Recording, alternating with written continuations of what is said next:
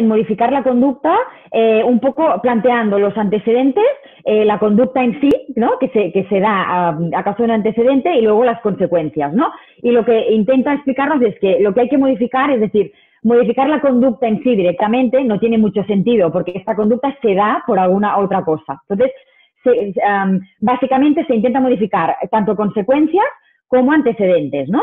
Es decir, es diferente cuando se ha producido una mala conducta, por decirlo así, aplicar un castigo que aplicar un tipo de reforzamiento negativo que no sea tan connotativo, ¿no? Es decir, por ejemplo, a ver, ahora no se me va a ocurrir ninguno con todos los que tengo, pero por ejemplo, un caso de hoy, que he tenido una visita virtual y me ha contado, ¿no? Que un niño que, bueno, tuvo una crisis nerviosa en la clase de educación física y me contaba que no se pudo controlar en ese momento y estaban jugando a hockey y le dio un golpe al stick de hockey y se rompió el stick, ¿no? La profesora, evidentemente, conoce ¿no? el TEAF, un poco los he formado con estrategias, etcétera. Entonces, ¿cuál fue la consecuencia? Un poco consecuencia natural. Esa es una expresión que me vais a oír decir mucho, ¿no? De intentar siempre que sean lo más razonables y adaptadas a la situación que ha ocurrido, ¿vale? Es decir, lo de se ha roto el stick de hockey y te quedas 2 horas sin tele, si ya son niños que les cuesta la lógica, no tiene ninguna lógica, ni para una persona que no tiene este tipo de discapacidad, ¿no? Es decir, no, ¿qué tiene que ver la tele con el stick de hockey del cole, ¿no? Entonces, consecuencia natural de este niño, ¿cuál ha sido? Ha roto el stick de hockey, te va a tocar pagar el stick de hockey. Consecuencia natural, ¿no? Es decir, no le quitamos ningún privilegio porque tampoco es justo. Es decir, es una situación que ha pasado en el cole y hay que resolverla en el cole. Y lo mismo acá, ¿eh? No tiene sentido muy bien lo que ay, perdón, es que ahora ¿alguien tiene el micro abierto? Me pierdo. Bueno, no os preocupéis.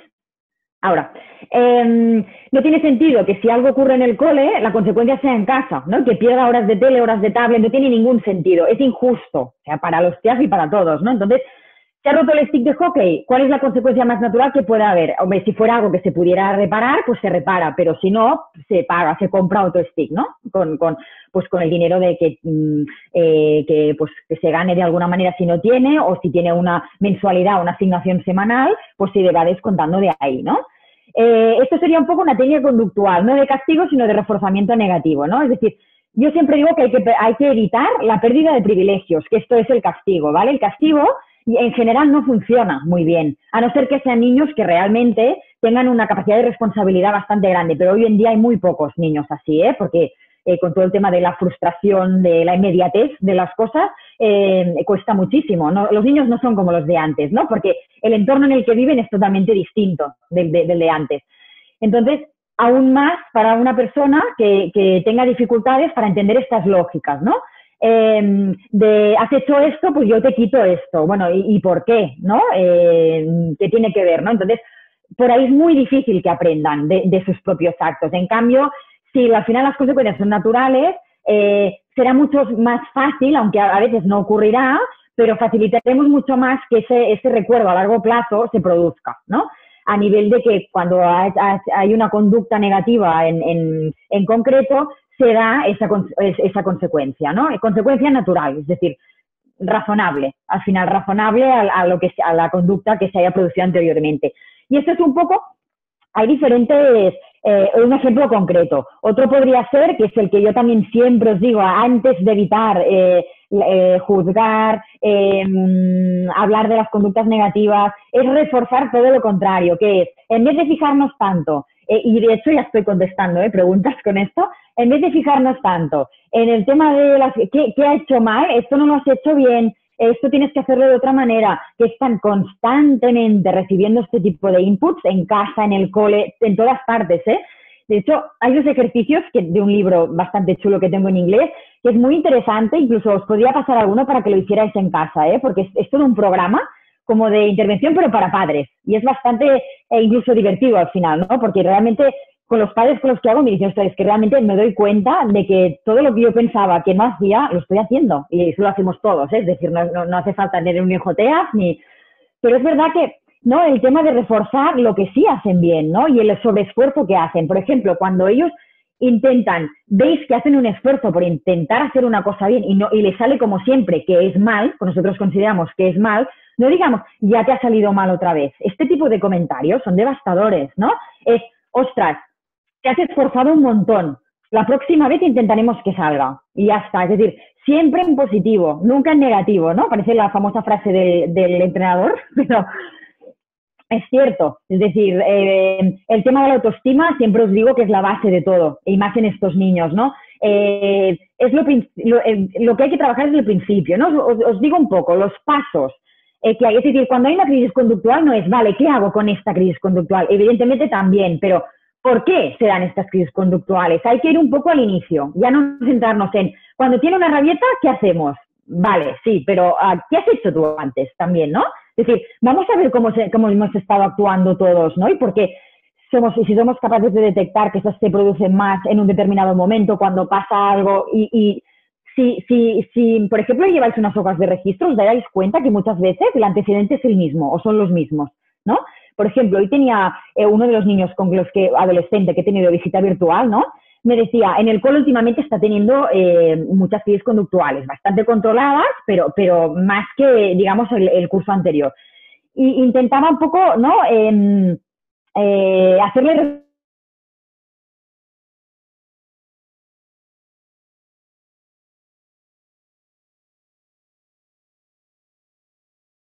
dos clases, está sentado en el mismo sitio y luego hemos llegado a, vale, ¿qué persona? Hay una persona contigo en ese momento, las educadoras, ¿no? De apoyo.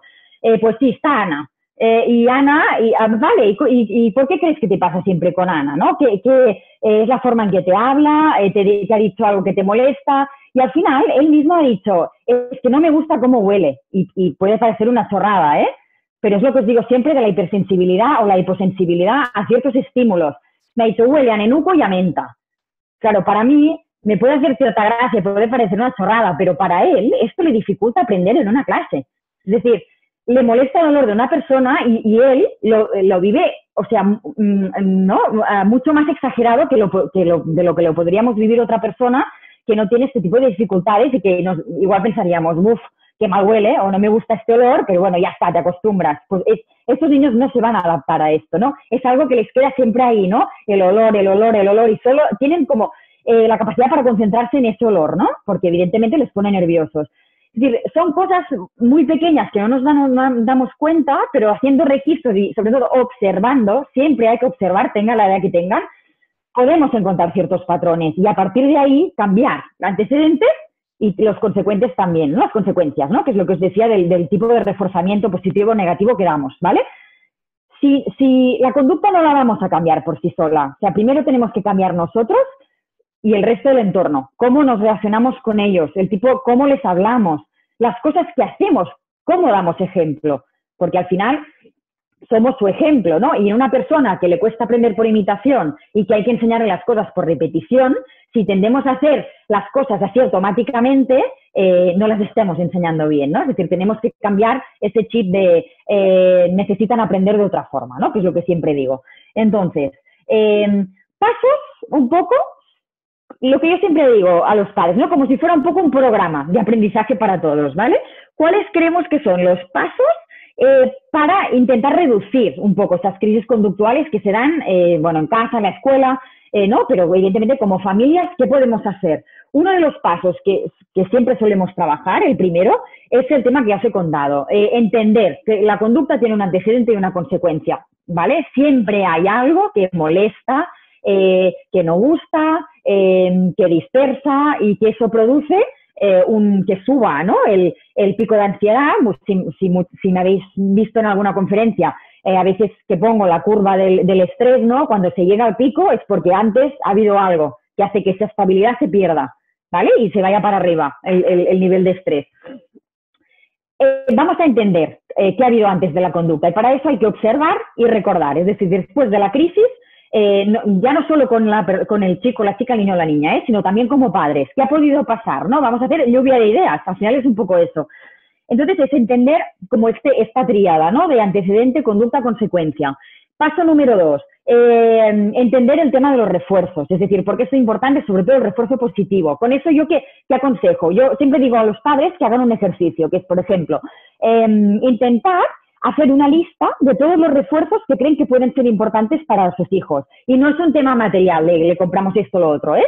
Es un tema de unos minutos más de eso. Leer juntos un cómic, un libro, jugar a tal juego juntos. Y esta lista tiene que ser un poco larga, porque esta nos va a servir ya por mucho tiempo, ¿vale? Y entonces, cuando estas conductas se producen, intentar que la consecuencia siempre sea aplicar ese mismo refuerzo, ¿no? Sobre todo en este caso de los refuerzos positivos es cuando se produce una conducta positiva que tenemos que estar muy al tanto y siempre reforzar, tanto verbalmente como luego con uno de estos tipos, ¿no? No tanto cuando se ha hecho mal reforzar negativamente, sino al revés, intentar que la balanza suba para lo positivo, es decir, vamos a fijarnos en lo que hacen bien y no en lo que hacen mal, incluso por un tiempo vamos a ignorarlo. Y es un poco la única forma de cambiar las dinámicas en casa, ¿vale? Puede parecer bestia, ¿eh? El tema de ignorar las conductas negativas. Evidentemente no se trata de hacer algo que no está bien, pasamos. No, pero intentar no hacer tanto hincapié en cómo resolver eso, sino explicarle por qué eso está mal, pero centrarnos en lo que se ha podido hacer bien ese día. Es decir, eso durante un tiempo. Es la única manera de cambiar los estilos de comunicación, porque de verdad que eso afecta muchísimo. Y lo vais a ir viendo con el tiempo, ¿eh? Es decir, funciona. Funciona en prácticamente todos los casos. Paso número 3, que no me deje nada. De hecho, lo he dicho con el 2. El paso número 3 es el tema de mejorar la comunicación. Ya no solo con cambiar este tipo de diálogos que tenemos con ellos cuando se hace algo bien o mal, sino también en general. Buscar espacios, sobre todo. Espacios de comunicación positiva, por decirlo de alguna forma. Contar esos ratos en el que todos estamos tranquilos, nos podemos sentar y hablar de cómo ha ido el día, explicar chistes. Es que puede ser cualquier cosa, pero ese espacio para ellos va a acabar siendo vital, va a terminar siendo vital, porque al final todo lo que la mayor parte de lo que oye en su día a día es negativo, ¿eh? Si hacéis el ejercicio que os he dicho, os vais a dar cuenta. Entonces, tener ese espacio de comunicación familiar, ya sea con un juego de mesa, sin juego de mesa, estar todos sentados o yo qué sé, da igual, jugando en el patio, en el jardín, pero estar hablando, aunque sea de cosas que no tienen que ser cosas trascendentales, es decir, tener una conversación normal en la que no haya broncas, no haya malas palabras, estemos todos tranquilos, etcétera. Esto es súper importante. Otra cosa, otro tema, ¿no? Paso 4, ¿no? Sí. Manejar el estrés parental, que esto se dice muy rápido, pero es verdad que es lo que os decía un poco antes, ¿no? Y aquí viene un poco, no sé si habéis oído hablar de la palabra validación. Es un concepto, por decirlo así, que se utiliza mucho en la terapia dialéctica conductual. Que es muy interesante, ¿no? Y también un poco se basa en todo este tema de antecedentes y consecuencias de conducta.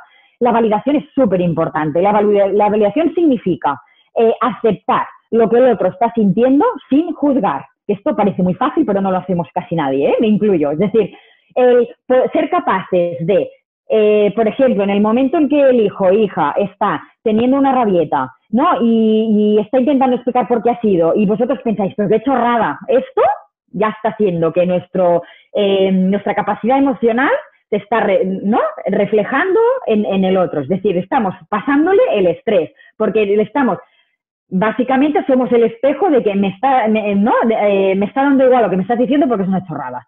Y claro, esto evidentemente a nadie le gusta, ¿no? Percibir esto en el otro. Entonces, con la validación también se puede entrenar, ¿eh? Hay ejercicios bastante interesantes, ¿eh?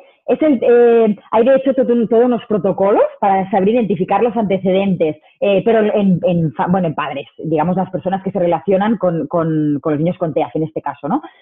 Los antecedentes, los pensamientos ante lo que está ocurriendo, ¿no? Si, todos tenemos pensamientos automáticos, entonces normalmente ante una crisis conductual, como ya conocemos a nuestros hijos e hijas, ya está otra vez, ¿no? Ya estamos otra vez, a ver cuánto dura. ¿No? Ahora se va a ir de casa.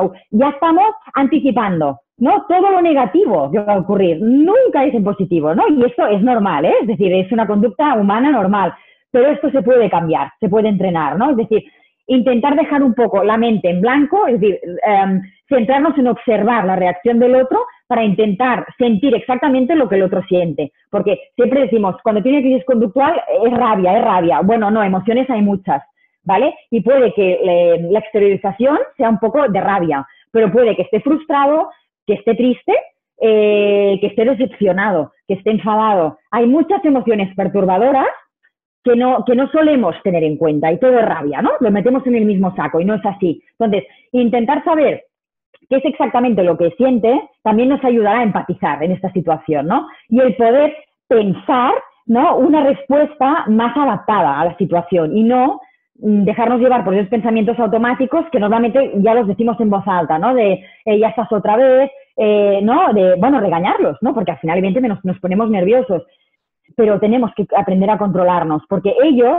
tienen una dificultad para hacerlo, nosotros no tanto, tenemos esa suerte, ¿no? Ellos tienen mucha otra suerte en otras cosas, que son muy supervivientes, pero nosotros esto, como adultos y como personas que no tenemos TEAs, tenemos que hacerlo mejor que ellos, para ayudarles a ellos. Entonces, una vez, la validación tiene unos pasos también, que consisten en observar, que es lo que ya os he dicho siempre, observar qué está haciendo, cómo está actuando, ¿vale?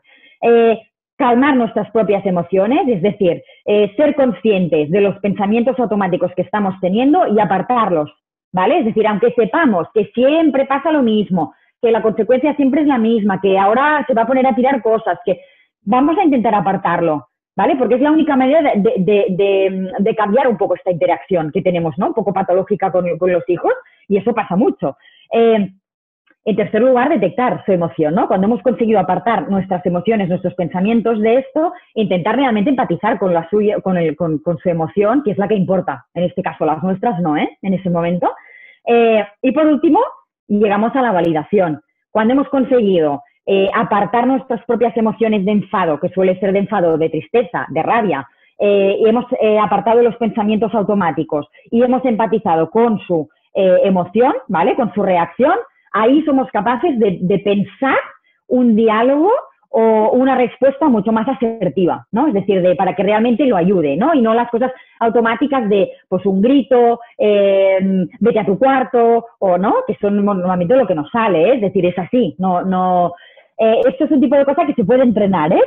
Es lo que os comento. No es fácil, ¿eh? Nada es fácil, pero todo lleva tiempo y hay que conocerlo. Hay que conocer todas las opciones y saber cómo hacerlo, ¿no?